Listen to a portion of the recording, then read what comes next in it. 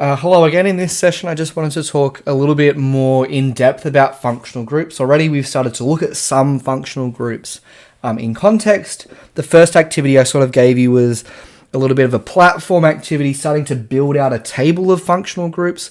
Again, we'll be revisiting these, looking at properties of particular functional groups. They all behave differently, and again, they're what give the organic substance character. I just wanted to do a little bit more of a breakdown of what that is, how they might be drawn, and then a couple of other little bits that or odds and ends that you may come across or see. I just want to sort of break down what they all meant. So first off, I have two chemicals here that I've drawn up. I have ethanol and propanol. The next video, we're going to look at how we name these chemicals, but I'm hoping that you can appreciate at the moment this eth prefix here represents the 2 carbons that are in the chain. The prop prefix represents the 3 carbons that are in the chain. This anol part, A-N-O-L, is actually the suffix that we use when we're talking about an alcohol functional group. These are both alcohols.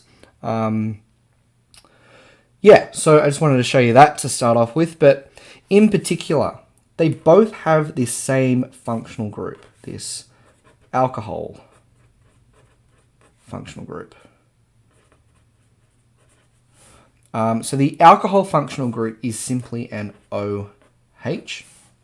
Now you may have this already or some different version, but usually what we do when we're drawing a functional group is that it may look something like this. So we only include the parts of the chemical that occur every time. So here for ethanol and propanol, the OH is the thing that is common. It's a thing that occurs every time in every alcohol. It's only this oxygen and hydrogen group that are together that are consistent in all of those chemicals. This part here, though, this R part represents the bit that we're not seeing. Now, R pretty much represents anything that could come next to that OH group.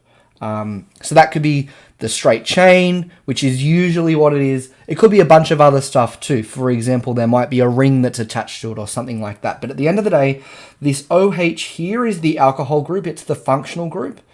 The R, again, represents all the other stuff that's attached to the functional group. And in terms of what we're looking at in this course, that's generally a chain of carbons. Another version of this R notation that you might see is something like this, where there is some sort of squiggly line. Again, this squiggly line represents the same sort of thing. It's all the other stuff that's attached to the functional group. So generally speaking, if you're asked to write up a functional group, this is maybe what the chemical formula might look like, or maybe even you may see R OH is a part of the formula. I probably shouldn't have put the dash in there, excuse me. So R OH might be the chemical formula. Again, R representing all of that part that's not with the functional group, but it would be what the oxygen is bonded to. And this is how you may find drawings or how you may need to draw an actual functional group. There are many other examples. A lot of them are in your table. We'll expand on a lot of them when we start naming. I'll draw up my own little table when we do that. The other thing that I wanted to point out is that for some functional groups, there may be parts of the chemical on either side of the group because the functional group might be sitting somewhere in the middle.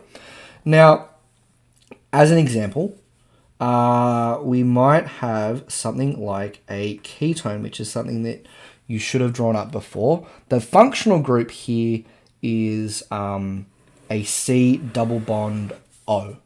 A C double bond O for a ketone. But either side of it might be some sort of carbon chain, as I am drawing now.